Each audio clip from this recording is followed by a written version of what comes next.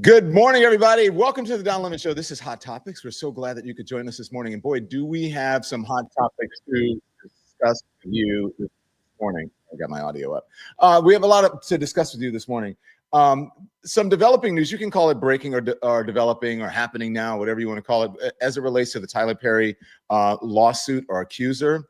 The accuser is now speaking out for the first time, spoke to the Hollywood Reporter. You know, this has been a very controversial story. So joining me now to discuss all of this, two really informative people, attorneys. Jesse Weber is an anchor and a reporter for the Law and Crime Network and a legal contributor for NewsNation. Also a friend of the show, Dan Abrams. And then Symone Redwine is an attorney, legal analyst, and a law professor. Hello to both of you. Thank you for joining. Thank you so much for having me. Thank you. Jesse, I'm going to lean on you heavily for the next couple of minutes because you've been discussing this a lot, and I know that you have, you got limited time here. So thank you both for joining us. Let's put up the Hollywood Reporter story, okay? Tyler Perry, accuser, speaks according to the Hollywood Reporter, and really bringing up some things that are very sensitive. In his first interview since filing a $260 million sexual assault claim against the Medea creator, actor Derek Dixon says he felt compelled to go public because everyone deserves to go to work and do their job without their boss trying to have sex with them. Jesse, where is this coming from? Where are we on this case? I'm surprised that he's speaking, actually. I thought it was really interesting that he did this. And I think, first of all, when you read the article, it reads almost verbatim to the 46-page complaint. And there was something at the beginning of the complaint that stood out to me and why I'm not surprised he's actually doing this. There's a part of the complaint, obviously, he talks about unwanted sexual advances. He talks about being groped. He makes allegations that are allegedly corroborated by text messages that could be problematic for Tyler Perry. But there's a part at the beginning where he says that he's not the only victim, essentially, that this is a pattern, that Tyler Perry did this to other actors. And then he speaks out. And I thought to myself, is he trying to do a siren call right now? Is he trying to say, hey, can other people come forward and back up my claims, be witnesses? They experience. Hey, can other people file lawsuits? Why? We're in a post-Diddy world. Remember what happened with Diddy?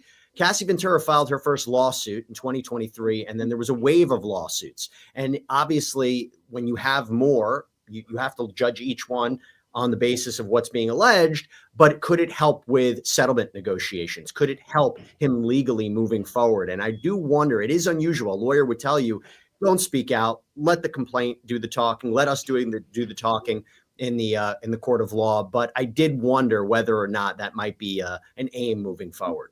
So you think that you said it reads just like the complaint, and most people did not read the full complaint, but if it does, I didn't actually read the full complaint. I saw the highlights of it.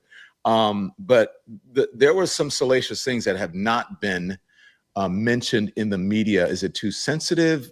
And I think there was a little bit more in that Hollywood Reporter article. No? There's a little bit more context, but I think when you look at the heart of it, a lot of it, I would encourage everybody to read the complaint. And I think what's interesting is typically in these situations, when you're dealing with allegations of sexual harassment and retaliation, a lot of it can be a he said, she said, he said. But here, when you have text messages, you try to put it into context. Text messages from Tyler Perry.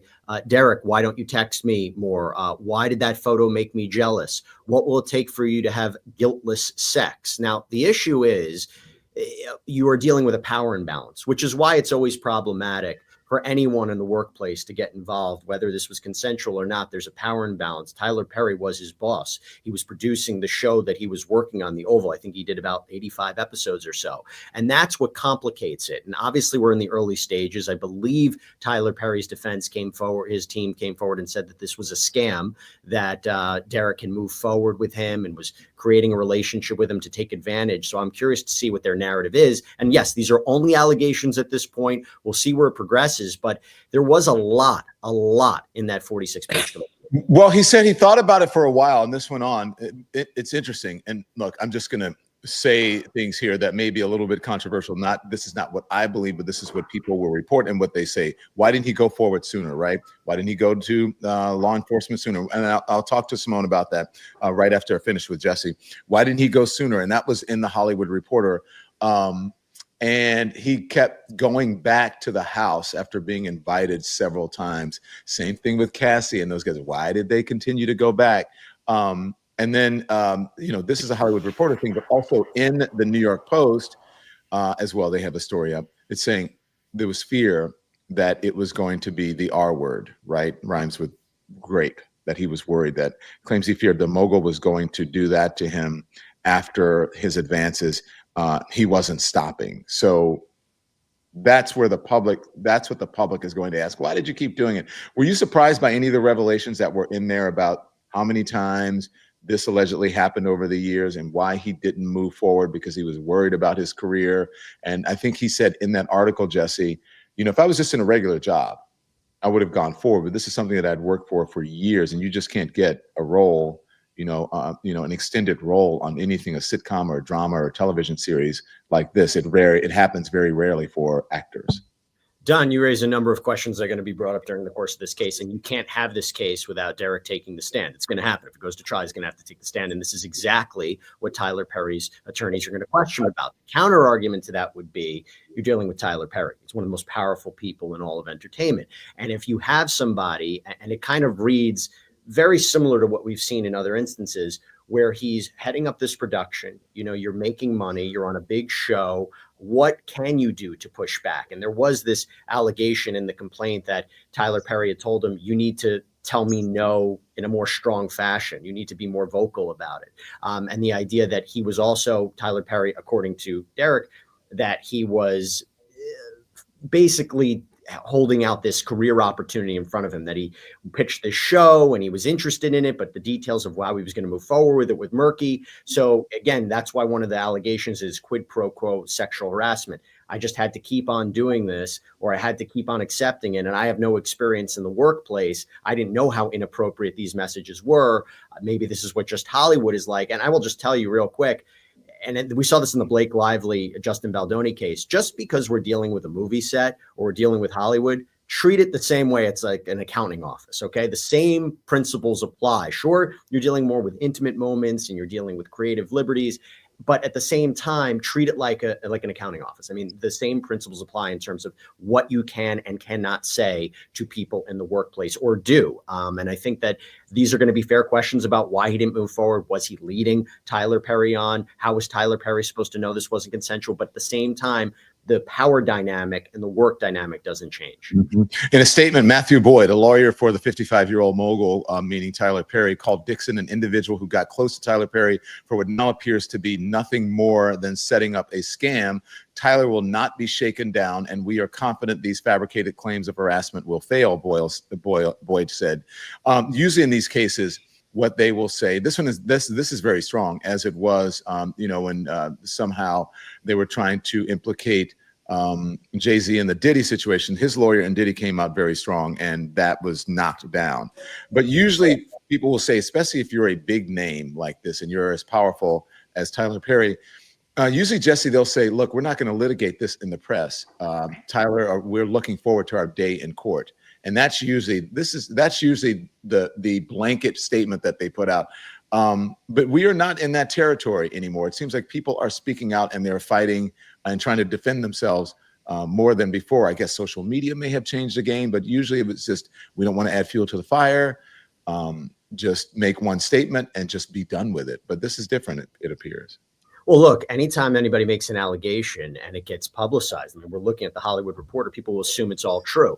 And that's not fair. And I will tell you what Jay-Z's team did was brilliant. I mean, they put forward a strong statement denying the allegations at the time, but they basically did their own investigation and were able to prove that he wasn't where that the alleged victim had said at the time he was. So if right now Tyler Perry is going to move forward, he'll have a legal response to this. It's called an answer, but he'll try to move for a motion to dismiss. And if he can prove through text messages or surveillance tapes or whatever it may be to say, I'm going to actually disprove a number of the allegations in this complaint, that is going to be his best avenue to move forward and maybe do a bit of background research on this. Because yes, these allegations are serious. Yes, they are salacious, but remember, they are allegations at this point. But it'll be very interesting to see how Tyler Perry, who will most certainly put forward a very strong legal team how he's going to respond to this, because it couldn't be more serious for him right now. Yeah, in January of 2020, as Dixon outlines in his complaint, Perry invited him to his home in Douglasville County, Georgia. Both men drank alcohol, and Perry told Dixon he was too inebriated to drive home and should stay in the guest house. After Dixon went to bed in the guest room, he says, Perry climbed into bed with me and began rubbing my thigh. I immediately jumped out of the bed and said, I'm not that sexual, and stood up until he left the room. I thought that my reaction made it clear that night that I was not interested, and yet and still it advanced. He got a permanent job on the Oval, or on Tyler Perry's network. Then there's accusations that he offered him a raise. He was the only one in the cast that got a raise. And then he went back to the house. There was another incident about pizza, and he locked himself in the bathroom. Yep. Right. So, Well, one thing I'll just add to this, and Symone might disagree. Mm-hmm. Based on the response that we have seen from Tyler Perry's camp, it doesn't feel like they're denying so much there was something going on between them. It's not like they came out and said, this is totally fake. I have no idea what it is. I have no idea. No, it almost seems like they're saying there was something going on, but everybody was on the same page. And Tyler Perry, and it was Derek who was manipulating the situation with Tyler Perry and using it now to his advantage to file a lawsuit. But again, we're in the beginning stages of this. We're in the early details of it, but it does become interesting because the text messages, that they can't disprove them. They can't say Tyler Perry didn't send them. It's what the context now is really important. Again, going back to Justin Baldoni, Blake Lively, when she filed that lawsuit, he was dead to rights. He lost his career over it. He's like, wait, I'll show you the rest of the text message conversation. It is entirely different. I'll show you the background footage. It's entirely different. These cases are a lot about context. This one is obviously a little bit different given the power dynamic and given the text messages, but it'll be interesting to see how it progresses. You're covering this on the Law and Crime. Stand by 1 second, please, Symone. Sorry about that. You're covering this on the Law and Crime Network, right? And just real quickly, because I'm going to let Jesse go, where do you see what's next? Okay, so we'll see Tyler Perry respond to this, actually file an answer where he'll either admit, deny, or say he needs more information for each of the allegations here. But I don't know if you saw this. There's another individual who came forward, Braxton Wells, who has now made an accusation against Tyler Perry and one of the executives of a company that he was working with, that he was sex trafficked by this executive, and Tyler Perry basically did nothing and covered it up. This is what I'm curious, what I said, going back to the beginning of the conversation. Now that he has filed this lawsuit, are other people going to come forward? Are other people going to file lawsuits? He may be a one-off. He may be the only one alleging this, but I have to imagine making the statement that he did in the beginning of his complaint, talking about other people who were going through this and doing an interview with the Hollywood Reporter, he may be trying to see if other people will come forward right now to corroborate his claims. What was the term that you used for that? This is a what? What did I say? A siren did you call? say a whistle? A siren call. I made it up. That I think that's a fair siren call. I was thinking that's what I was going, a siren call. All right. Thank you, Jesse Weber of the Law and Crime, and also at NewsNation. We'll be watching. Okay, we appreciate you coming on. Come back. Thanks so much for having me. Appreciate it. Thank you very much. Symone Redwine is attorney. Symone, you've been dying to get in, but as we always want to honor our guests' wishes when they have a time crunch or whatever, we do the same with you. So thank you for joining us this morning. What you wanted to jump in there? What did you want to say? Yeah, I just wanted to add to what he was saying as far as the context. What was interesting here is that the two, Tyler Perry and Mr. Dixon, they actually did not start off as coworkers, as boss and employee. They met at a social event. And at that social event, Tyler said, you should get into acting. And then Tyler cast him in a very minor role the following month. And then it was subsequent to that he was cast in The Oval and was cast for 6 seasons. Now, the other part of that context that I thought was weird is about 2 months into the friendship, Tyler Perry bought him a car. That was before he had the role in The Oval or any of that. And I'm thinking to myself, what type of relationship do you have where I can't think of any relationship I have where one of my homegirls would buy me a car just out of the blue. So I think it did signal that there likely was some type of romantic relationship there, at least initially.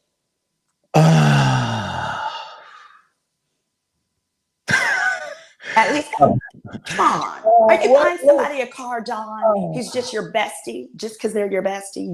You just gonna buy them a car? All right, look, I'm not making excuses, but I think Tyler would. Tyler buys lots of people cars. Okay, yes, you're right about that, but just random people that you know. But look, as I will share this. When I was on CNN, I would do stories about people who were in need and they needed things. Tyler would call me or text me and say, "Give me their information." He'd buy him a car. He'd buy him a bus so they could get to church. He'd buy it so they could get to work. He would, I mean, he did do stuff like that. Now, this is a different situation. I'm just saying what I know. Now, am I going to buy someone I work with a car unless they're in desperate need and can't get to work? If I had those type of resources, maybe, but it doesn't help Tyler's case. Gotcha. I understand. That's what I'm saying to you. I'm just trying to figure this. I'm just, trying to give you some. It was odd. Yeah, I'm not going to buy my homeboy a car, but I don't have the resources to do that. You know what I'm saying? Fair enough. Fair enough. Yeah.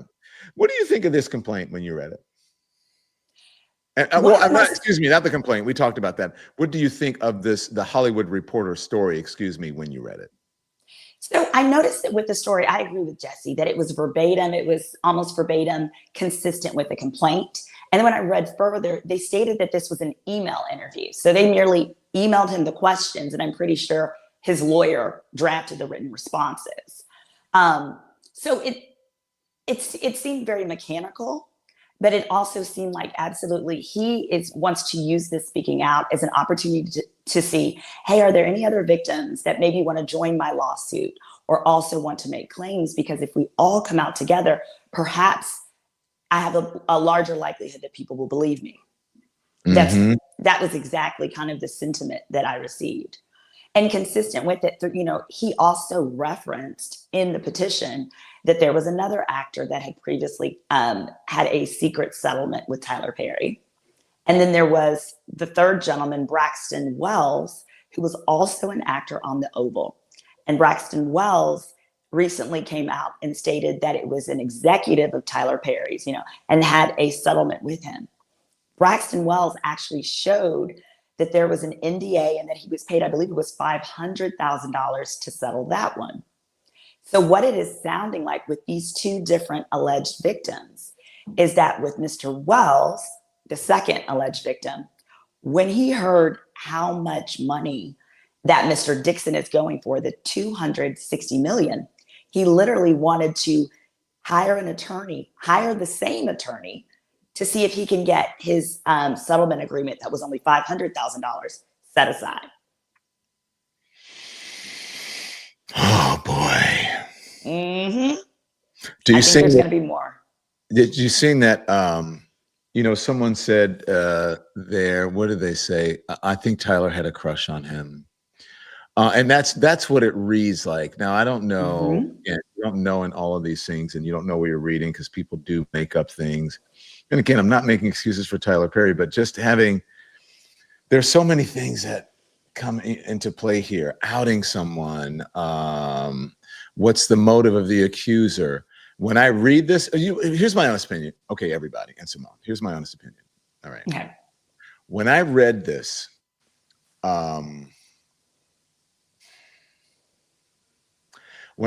because I'm so familiar with this situation, with people who are in these kinds of situations and people who are usually people who are of Tyler's age, are a little bit older than Tyler Perry. You can't come out, right? You didn't come out. You didn't think that you could come out. And with that, having had so much therapy, is arrested development. And so there are things that you hold in and that you don't talk about for so long that it arrests your development. And so that you isolate yourself. Your circle becomes smaller. There's secrecy around it.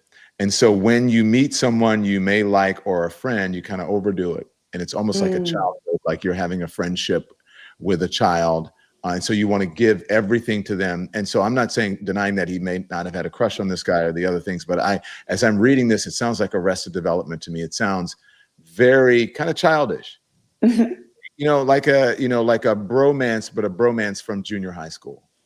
Do you understand what I'm saying? Yes. I absolutely see that. Yeah. Like with the comments like, oh, how do I look? And he was like, oh, you didn't say I was super handsome, blah, blah, blah. Yeah. Yeah. Because if it was two men who were on the same page, who could be out, and whether they were straight or whatever, if they were, let's just say they were gay, you would say, hey, look, would you like to have dinner on Friday night? And they would say, I'm not interested. I'm not gay. It's like, okay, cool. Sorry, I'm wrong. And then boom, it's over. And then it's like, would you like to have dinner on Friday night? And you're both in the same place. It's like, sure, I'd love to have dinner with you. And then it goes on just like a regular, any relationship, heterosexual, whatever, but it's two people who are meeting each other in the same place rather than their secrecy. I don't know. I have a crush. They're really cute. I don't know if they're gay. Maybe they are. I really like them. And also, I will tell you, if you have been abused, if you are a survivor, it really fucks with you, right?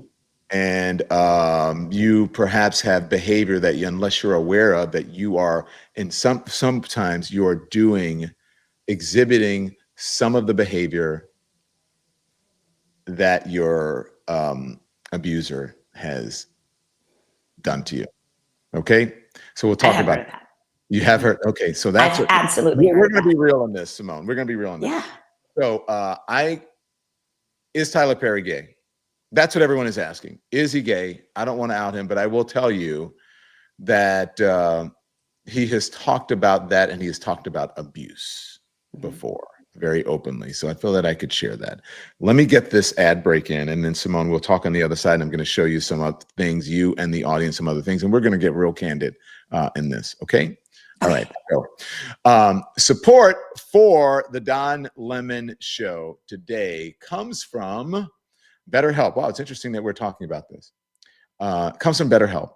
BetterHelp, you know, is an online therapy site where you can go and get the help that you need, that many people need, especially in these times, because we're going through so much tumult.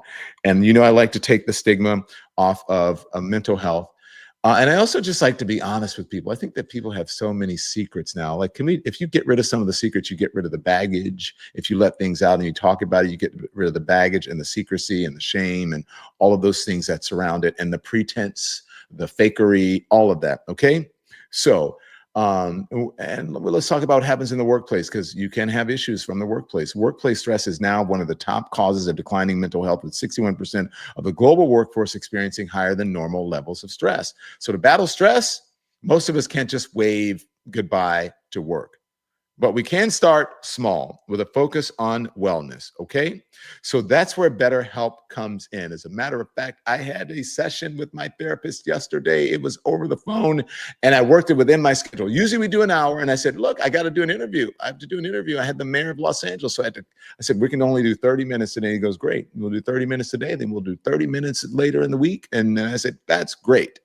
So you can get it in, fit it in where you can get it in, or get it in where you can fit it in. Okay. And so that's what BetterHelp is about. More than 30,000 therapists. BetterHelp is the world's largest online therapy platform, having served over 5 million people globally. Their rating on the app, 4.9 out of 5. So as the world's largest online therapy provider, BetterHelp can provide access to mental health professionals with a diverse variety of expertise. Our listeners get 10% off of their first month at betterhelp.com/DonLemon. That's betterhelp.com/DonLemon. Support for the Don Lemon Show also comes from Beam, which helped me with my night's sleep last night. Summer is here. Let's just, be honest. People like to be out there, and they want to take a break and they want to slow down, but you can't. You cannot allow the circumstances and the people who are trying to take us out of the fight. You can't let them do it. And they try to do that by burning us out. And you cannot do it without having a good night's sleep. So that's why I turned to Beam's Dream Powder. It is a natural sleep blend designed to help you get the deep restorative rest that your body and mind need to stay in the fight. Because here's the truth. Can't sustain the fight without rest. Science-backed ingredients, all natural, that can help you fall asleep, stay asleep, and wake up ready to organize, ready to stay in the fight without the fog or the crash. Since I started using Beam, my focus is back, my energy is returned, I'm ready to face the day, ready to stand up for the things that are important to me.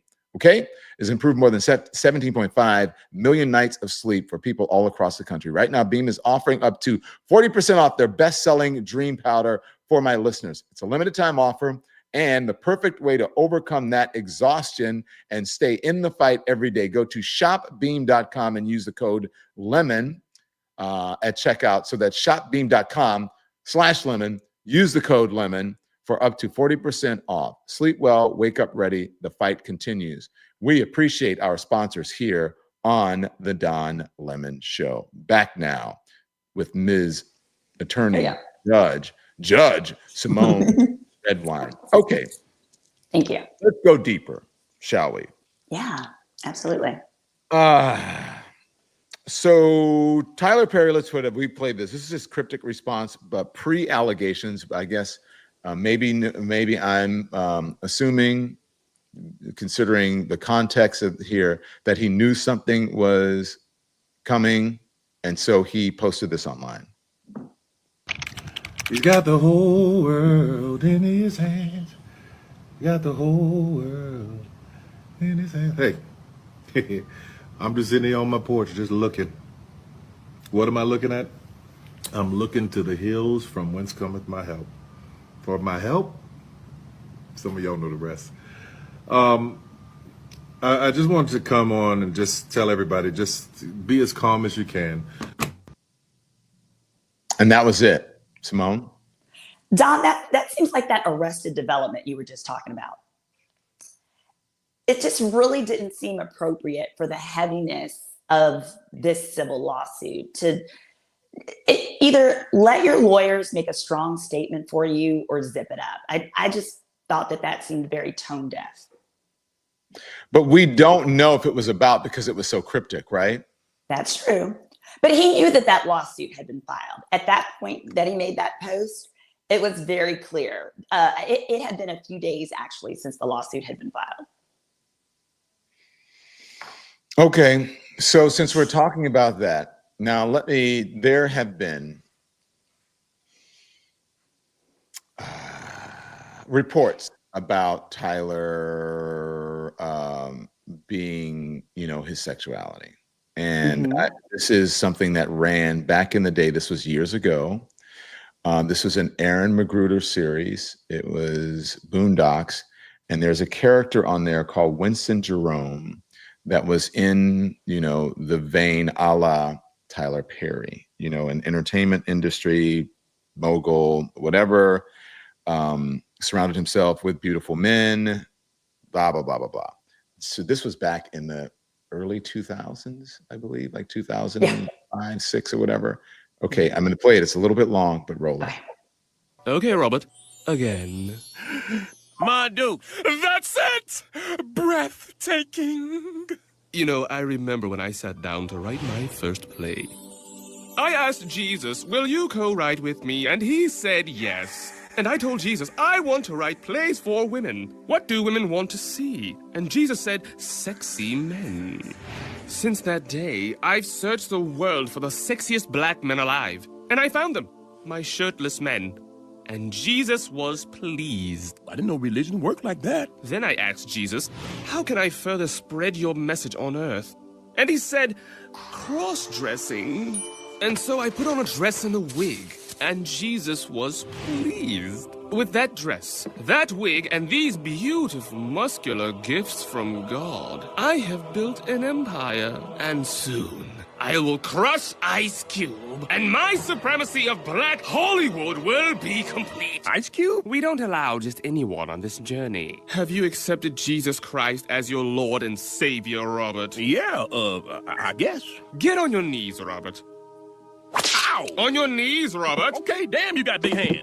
Do you accept Jesus Christ as your Lord and Savior, Robert? Yes. Do you accept me, Winston Jerome, as the representative of Jesus Christ in the TV and movie business? Sure, I guess. Do you renounce Ice Cube and all his works? Well, I kinda like Friday. Do you renounce Ice Cube and all his works? I renounce Ice Cube. Louder! I renounce Ice Cube. And all his works! And all his work. Including Friday? Yes, including Friday. Yes! Rise, rise, my new leading man! We're having a fondue shindig at the compound tonight. You should come. You had never seen that? No. Yeah, No. it was I thought very I was in law school then. Oh, shoot. That was 2010, actually. It was 2010. And so apparently that they're saying that was about Tyler Perry. Cultural reference. The character Winston Jerome is a parody of playwright and filmmaker Tyler Perry. Jerome's character, Ma Dukes, whom he portrays by cross-vesting, corresponds with Tyler Perry's character, Medea. Winston introduces himself to Robert as Ma Dukes in a dance sequence similar to that of the Time Warp and Rocky Horror Picture Show or whatever. Yes, but it was very controversial at the time. I believe, if I am not mistaken, that Adult Swim, which was Turner or TNT at the time or whatever it was, they pulled it because Tyler Perry was not happy with it. And then the writer and producer, whatever it was, Aaron Magruder on that. Okay. And there's also, there are some other scenes in there that are even more subversive than that. So I say that to say this is something that has been brewing for quite some time. And Tyler has spoken out about that. He is denied. I don't know, what Tyler is, not my business. He has denied, being gay. Okay. Mm-hmm. But he has spoken out about abuse. People Magazine, Perry reveals he was molested as a child. Okay. That's from People Magazine. And this was around, I think, 2012 or 2011. Now, I remember this because it was around, this says republished in October of 2019, but that was before the 2011 or 2012. Oprah did an episode on abuse for men, and they contacted me. They ended up not, and they did pre-interviews or whatever, ended up not using. I spoke to Tyler a little bit about it, and because we were both talking about being survivors at the same time. Okay, so Tyler ended up being on the show. I did not go on the show then. And this was part of the reveal on the Oprah show. Watch. You also have talked about, actually with Oprah, your first sexual experiences were abusive. Rape. Yeah. As a little boy who was molested by 3 different men and a woman before you were 10 years old and didn't even know what sex was, did it leave you confused? I didn't know what was happening. I didn't know what was going on or the far-reaching effects of it. But the way I was growing up, I just moved through it. Go on to the next thing. You're okay. Boys don't cry. Shut up. Move on. And unfortunately, what happens with men, and in my case, holding on to all of that, not knowing what to do with it. I didn't realize it at the time, but that's where my gift to write came from. It was in the heartache, in the hell, in the pain, in my mind, no matter what was happening to me, be it sexual abuse, whatever was happening at the time, in my mind, I could go and be somewhere else. Now, looking at where I am now, that's where I go to write. People, Oprah calls me a savant, affectionately, because I'll sit and I'll write the 25 episodes of the shows in 2 weeks. She's like, how do you do that? How do you sit and do that? And it's because of that happening to me as a child. Using my imagination, I could create these worlds and stay there for hours. It's like I'm a spectator in these beautiful, amazing worlds. So that's why I'm able to write so quickly. That's why I'm able to do things so quickly. It's going back to the trauma, using the trauma of that, and now it's become a gift, if that makes sense. It makes 100% sense. I can relate to that. So, no one has ever called me a savant, but people are surprised about how I can write, the creative, mind that I have. And a lot of that comes from the same experiences that Tyler had, and the self-isolation and creating your own world. And so that's why I can recognize the Arrested development. I can recognize some of the things that are mentioned in that Hollywood Reporter story. Now, as far as how far it went, but I am very familiar with the behavior and very familiar with the talent and with being able to do things where people go, wow, how the fuck did you think of that? or being able to write a story in 30 seconds that everybody's amazed about, because you have to do that. I find a lot of men, gay men, because it's not necessarily the same thing, men or people who have been survivors, I find that they are overachievers. They go places in their minds and in their worlds that other people don't have to go, because they don't have to. Their childhood is not interrupted early, right, to become an adult through having these experiences. I don't know if that makes sense to you, Symone. Absolutely, yeah. And as well, how you were talking about the arrested development, studies have shown that at that moment, whatever age you are when you were first abused, that there's a piece of you that your development emotionally, and it can be socially, does become arrested at that time. That there are many people who have this level of immaturity that's kind of frozen at that point when they were first victimized. So all of that you're talking about is very consistent. Yeah. Well, and also because you are, as I said, you keep your world so small and you isolate. When you finally meet someone that you like, you pour everything into it. It's like a rush, like, oh my God, I like this person, whatever. And it's sometimes sometimes people get confused about what is romantic, what is friendship, what is all those things. Again, does not excuse any sort of abusive behavior. I'm just saying, when I read that, I was like, oh yeah. So legally, having read this, is it going to be, because you knew what was going to happen with Diddy? I think you predicted exactly this.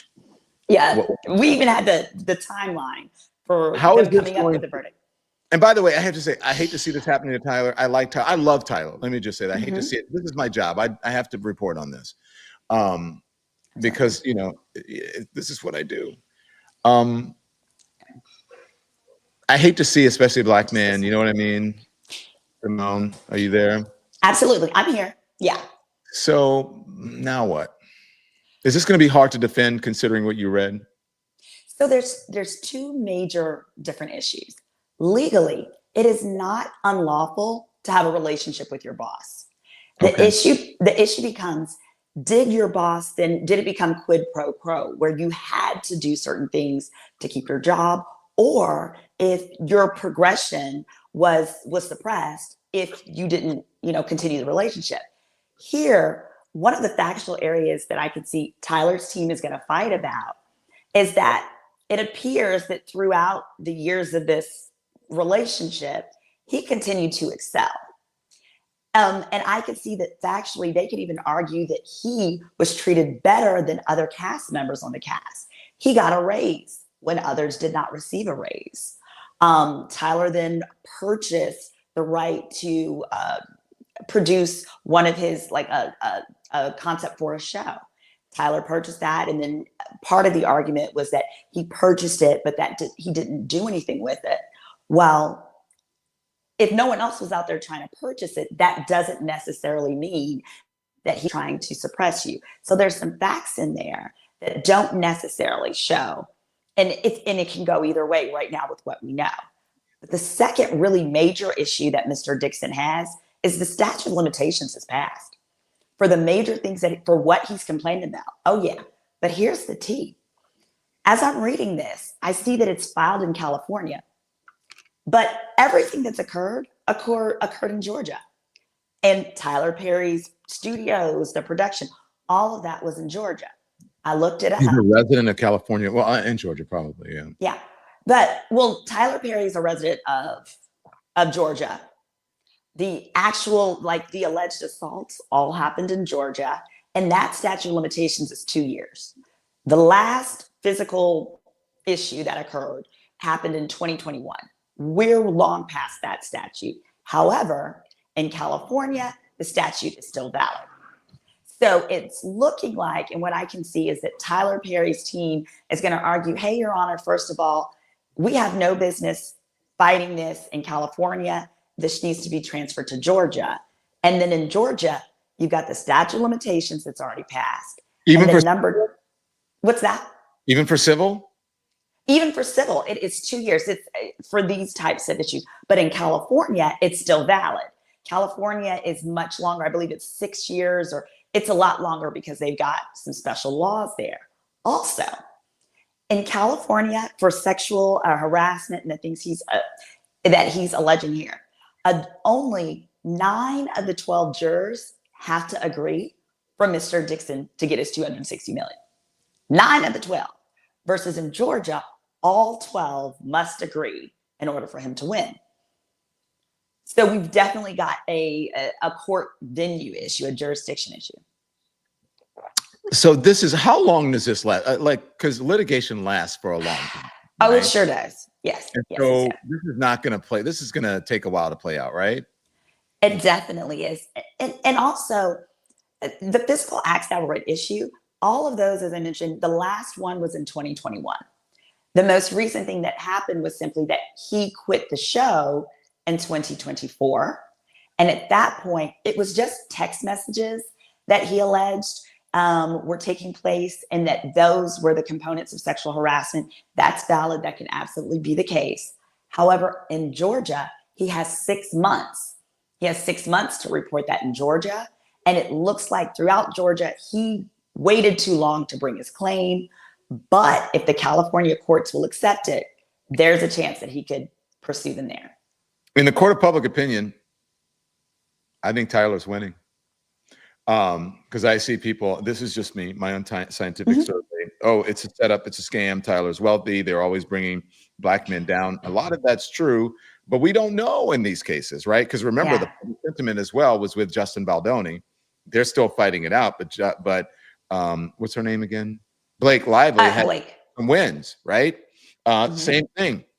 Well, people thought the public sentiment would be with what's her name, Johnny Depp and with Amber Heard, but it turned out to be with what's his name? I just said it. Amber Heard. Amber Heard. Amber and Heard. Johnny Yeah, Depp. Amber. Turned out, and Johnny Depp won. But I mean, look, I don't know. I'll say this. You guys can tell. You can tell I'm struggling with this, right? I know it sounds odd, but I'll say this. I think that for Tyler, regardless of what the law ends up saying, this could end up being a win for him, because this could end up being the freedom that he's never had to live his truth, whether he wants to or not. If it's his truth, we don't know that it's his truth, but based on what's going to come out, he's going to have to be deposed. They're going to pull and subpoena text messages from his own and all types of stuff. So I could see Tyler very much going to his grave, if in fact he, is gay, going to his grave, never ever admitting it.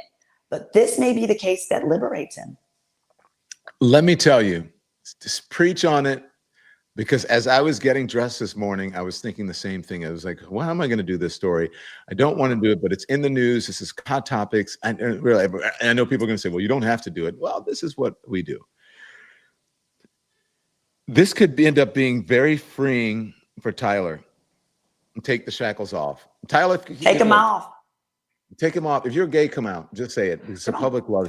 People love you. If you say whatever, if you made a mistake and whatever, just say it. And people will not, because it wasn't like you did do our thing.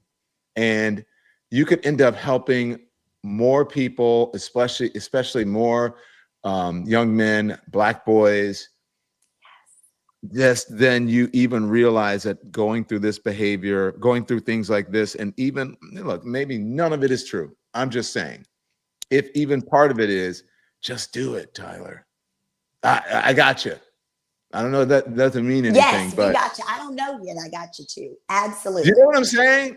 Yes. And not that we're going to excuse the other, whatever it is, but the truth will make you free. That's what I'm feeling here. Absolutely. Mm-hmm.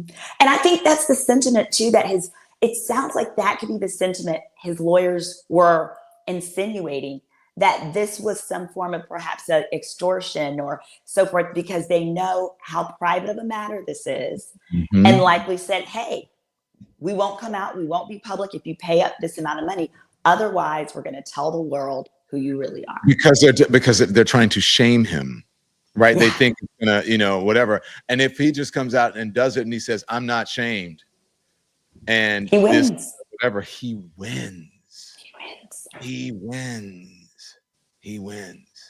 I'm just saying. So, yeah. As some other things, let me see. I just want to make sure that I have gotten through everything. Symone, I love that you're here. Thank you for having me. Y'all, I'm in think the airport. I literally like switch my flight. I'm like in the airport. That's why my little signals Oh wonky. my God. I do live shows and stuff from the airport all the time. Are you in one of those little booths? Yes. In the lounge. Okay.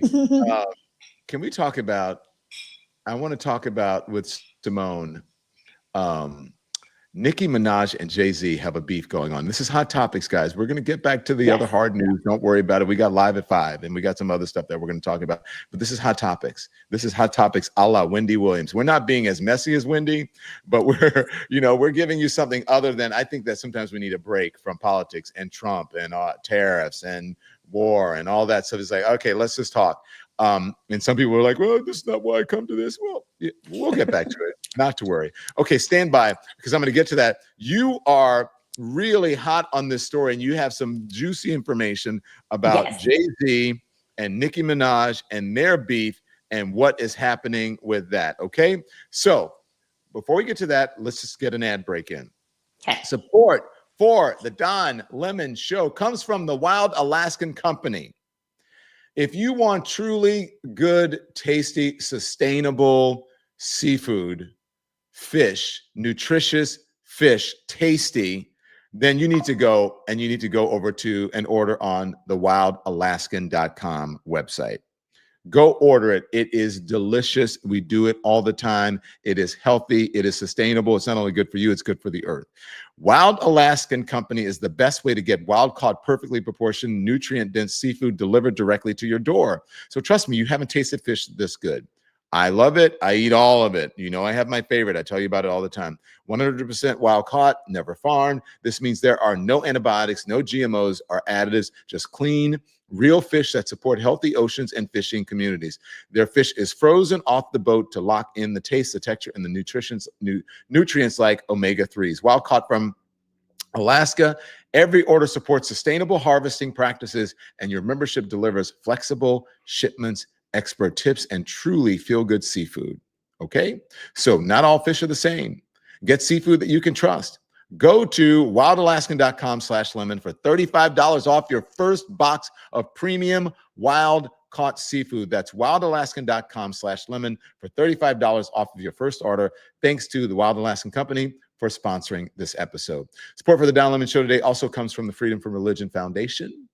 We're going to be telling lots of stories around campfires and cookouts and barbecues and fish fries and crawfish boils and all of that, going to the beach and boating and whatever. Okay.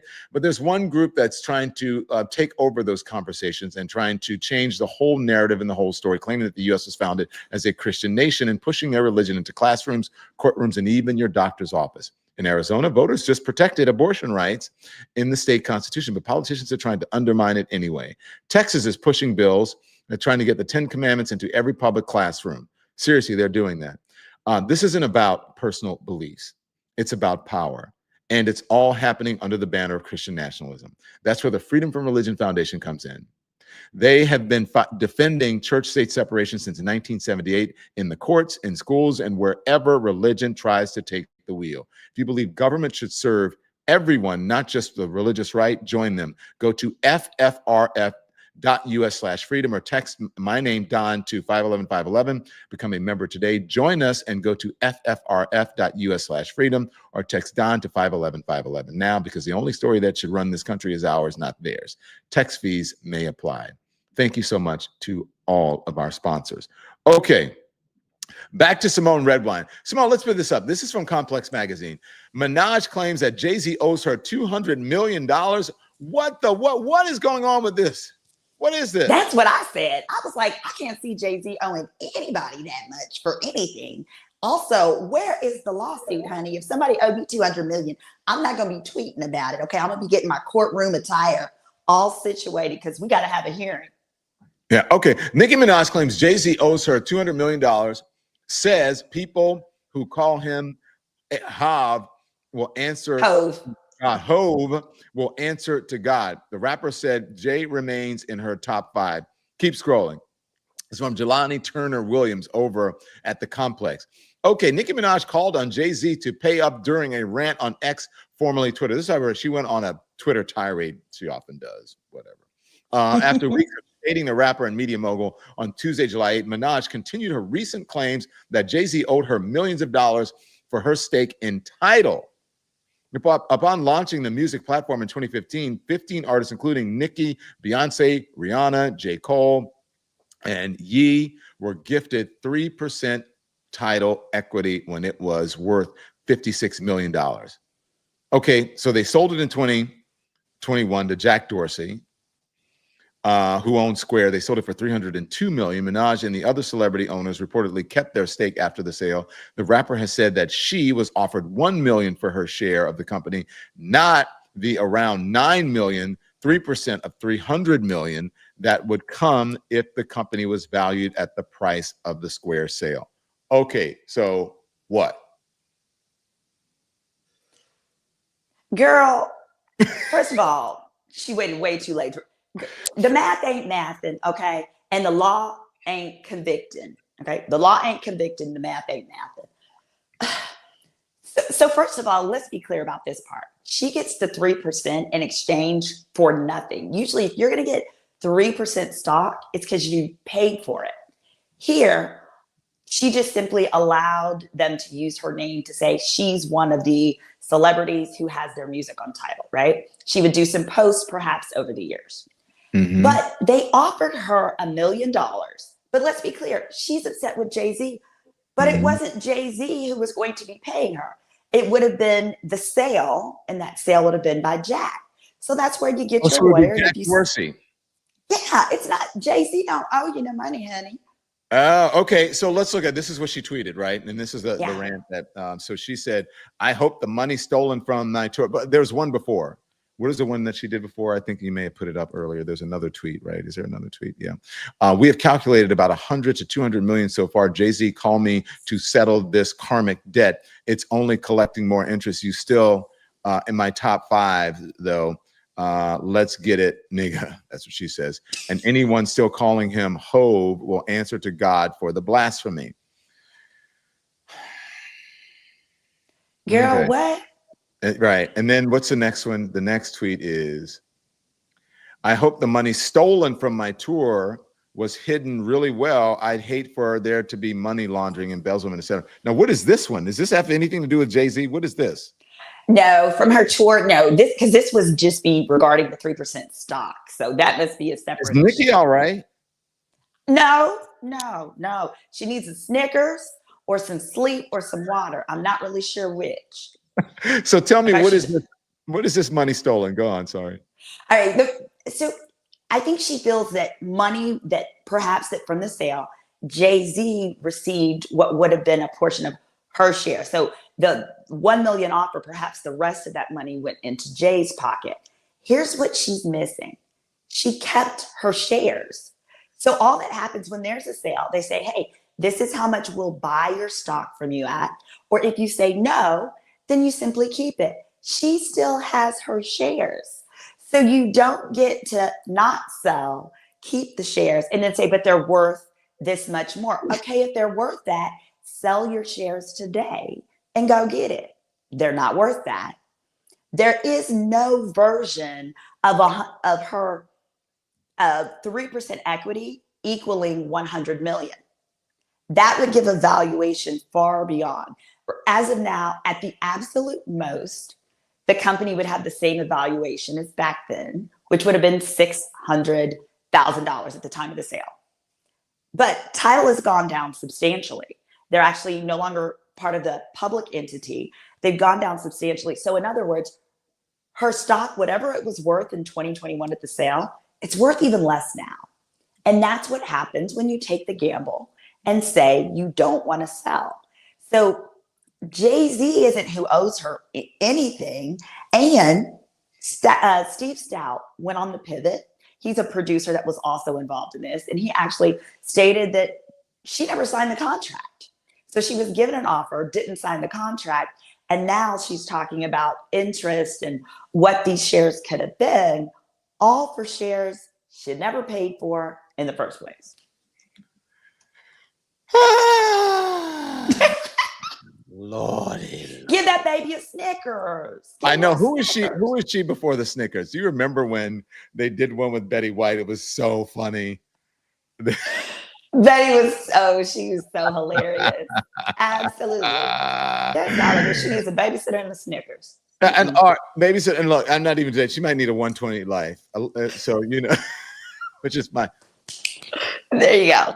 Didn't even shave, not a shred of makeup. This is it. My skin is skinning finally. And I think this helps.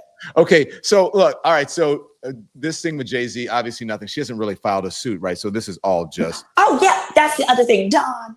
Statute of limitations appears to have expired anyway. Okay. Yeah. That might be what she's really upset about because this was a Delaware company. There would be a 3-year statute of limitations, which would have expired last year. So unless she pursues it there's a chance she could pursue it in New York. Like, come on, girl, just take a nap. This ain't it. It's not gonna get you your 200 million. Okay, and so we have that, and then the other thing, the embezzlement thing. What is that? Is that a legal thing? Has that been filed or no? She's just No, there's no embezzlement that's been filed. I think she's referring to there was some issues with funds pertaining to one of her tours that was very much sold out, but apparently the numbers are not consistent. But Jay-Z doesn't have any connection to that. He had nothing to do with that tour. Unless perhaps she might be alleging that his power made certain monies go missing. That one was not really a coherent argument there. Okay. All right. So look, Nicki, work it out. Okay. Sometimes the best way to work these things out is not to do it on the internet. And that would help. You go to the person, you say, "Hey, can we?" I don't see Jay-Z Can we talk? Okay. Anyways, all right. So look, speaking of talking, I want to invite you to something, Symone. All right. Are you in the New York area ever? Yeah. Frequently. Okay. I would like to invite you to this. It is on August 12th at 7:00. Look at that. DL and DL. It is episode 2 by popular demand. So we told you that we would be testing it, and we did one back at the beginning of this month, June. Yeah. No, we did it at the beginning of June or in June. And it went over swimmingly. We were surprised at how well it went and the reception of the crowd. And so we're going to do another one. Tickets are on sale now. If we can, guys, can you put that link in the top of the chat? Put this link in the top of the chat. Anyway, the tickets are on sale. You can go on the website. If you want to go on to New York City, you can't get to the top of the thing, New York City website for City Winery, and check it out. Okay. Tickets are going fast. And so check it out.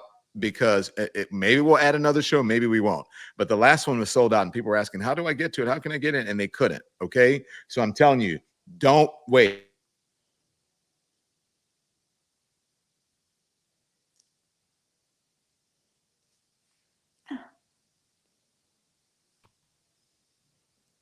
Did we lose Dawn? Am I still on? I'm still here. Okay. I talk about my journey in journalism, and then I talk to the crowd, they react, and then DL comes on, he does a comedy routine. I mean, look at what you get. And then after that, DL and I talk. We have a couple cocktails, people in the crowd have a couple cocktails or whatever. We have a surprise guest. And then, we take questions from the audience. It was amazing.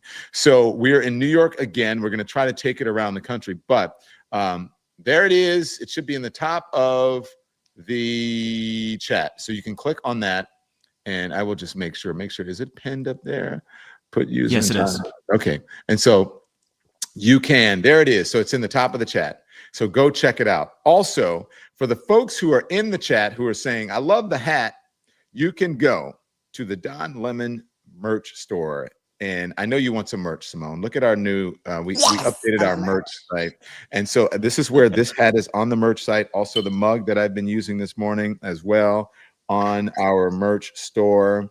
And we also have the other hat, as I knock shit off of my desk, the other hat.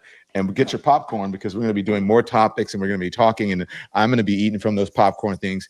There you go. And so go check out our merch store. You can go to our website and get it, to the Don Lemon website. You can watch us. The YouTube link is first. Then we've got our Apple, iHeart, and Spotify links if you want to just listen to us, and the video is there as well.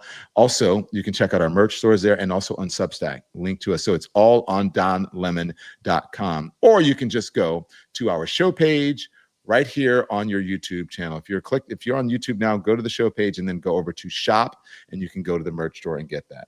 Okay, so there you go. You see, there's that, and then you just go right over there to shop, and then boom. What happens, Andy, if you click that live? Do we show up? Is that going to do something weird? If you click on live, is it allowing you to do that? No. It's just watching the show again. There we go. Okay, and then you can just click on store, and there you go. Okay, great. So, Symone, any last words that you want to say, by the way? No, thank you for having me. I think we covered it. We good to go for a little while. Good to go. So check us out. Go check out Symone Redwine at Girl, Is That Legal on YouTube. Girl, Is That Legal on YouTube. Okay. Thank you, Symone. Get your flight. Thank you. Hope you're not waiting too long. No, I'm fine. Have a great weekend, y'all. All right. Thank you. Thank you, Symone Redwine, attorney, judge. I mean, amazing. All right, guys. So it was so weird. People were asking yesterday, Don, are you hyped up on something? I'm like, no, I went to sleep. I got some sleep. I took my beam or whatever. I went to sleep. And also, I'm in a good place right now. Life is always let me just tell you this, guys. Life is always going to present you with challenges, and you deal with them as they come. And I do believe that you get yourself some help, right? That's why I have that sponsor, and I keep going back to BetterHelp. I do believe that you get yourself some help. There is no stigma in doing that. And I also believe in being transparent and vulnerable, and then people not having any leverage over you, any sort of secrets, okay? And so I tried to be as candid as I could about the situation with Tyler Perry, because I would rather not be reporting on this, but I'm trying to do it in a way that helps, that brings light. Okay? No, listen. I try to do it in a way that brings light. So hopefully, Tyler, through all of this tumult, there will be some light that's brought to the situation, because I know that you work from a place of light, Tyler. And so as long as you are transparent, and you may say, I don't need you to give me advice. I don't care. I'm going to do it anyways. Because I've had therapy for so long. I have been out. I don't know what it is. I've been out about everything. I came out. I talked about, my issues with being a survivor before you did. I came out before almost anyone in the news did. It was me and Rachel Maddow. And then Thomas Roberts was there. But it was me and Rachel Maddow. Rachel was out before I came out, and boy, was it freeing. But even before I came out, I talked about my issue with childhood abuse, SA, or just abuse in that. And I was scared to death that I would, lose everything. And it turned out to be one of the most freeing things. It gave me a sense of autonomy that I never knew that I would have. And it gave me courage. I know that you, Tyler, you're a courageous person already, but this will give you even more courage, I believe. So I'm not saying anything. I'm not insinuating anything. I'm just saying, even with all of this, don't let them hold this over your head. If you did something, okay, then you need to deal with it. But don't let them hold it over your head. Just come out and say, here's what happened. This is what it is. You know those church ladies with hats? They ain't going nowhere. They're going to support you no matter what. Okay? All right. Oh, so thank you. Let's move on. I want to end. We have to go. Andy, how long will it take you to put something up? I want to send you something, Andy, that you can put up, because people are asking about this. People are asking, and I want to get it up as quickly as you can, if you can do it. Hang on one second. How do I do this? Sure. I screwed that up. Okay. There we go. Okay. So I just put it in the chat, if you can get it up, because people are asking about this thing behind me, which is Little Richard. Okay. So folks are asking me about the Little Richard, and I have always been a huge, huge, huge fan of Little Richard. And so this was, I'll do this. So I was in, do you guys know the Red Rooster in Harlem, Marcus Samuel's restaurant? I had just moved to, not just moved, but I'd been living in Harlem for a little bit. And I went to Red Rooster for lunch and I saw Thelma Golden. I don't know if this is guys, maybe too inside baseball, who is, Thelma is part of the, a museum here. And I saw her and at a table. I didn't even know it was the art dealer. I saw her at a table and hang on one second. Let me just, I just want to get this right. It's part of the Studio Museum. I had a senior moment there for a while. So Thelma Golden is part of the Studio Museum, by the way, which you should check out. And so I was in having lunch at the Red Rooster and I saw this hanging over, there's an open kitchen, hanging over the open kitchen. And I was like, oh my gosh, Little Richard. Woo! Where can I get that? And she introduced me. She goes, I just happened to be sitting at lunch with the art dealer who this is for. And so I said, this was meant to happen. So this is Little Richard. It's by an artist called Mark Leckey. This is one of my favorite pieces that I have, art pieces. I love art. I'm sure you guys have realized that. This one, by the way, I got in Atlanta, and this is I do like a lot of young artists, right? So don't think that it's like a Picasso or whatever. And this is an artist that draws with both hands. And so you can see his right hand is stronger than the left hand, but he's drawing the exact same thing with both hands. And so, and he also did portraits of me that way. It's fascinating, amazing. But this is Little Richard. So play the Little Richard. This is why I love Little Richard.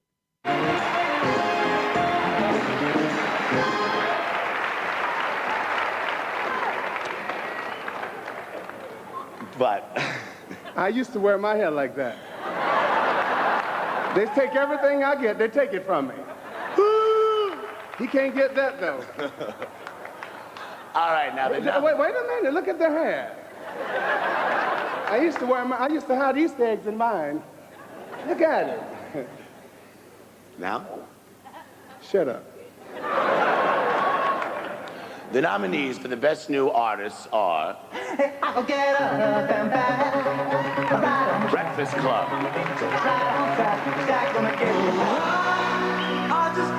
Cutting Crew,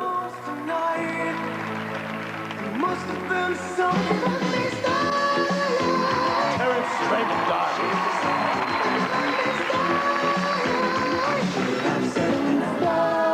Okay, fast forward it, Andy, just to where they go to do the announcements, because that's his, and then it's Jody Watley. Okay, there we go, right there. Oh, you all sure you want me to say that? I didn't have nothing to say. I thought I wasn't gonna say nothing. And the best new artist is me. I have never received nothing. You all ain't never gave me no Grammy. And I've been singing for years. I am the architect of rock and roll. They never gave me nothing.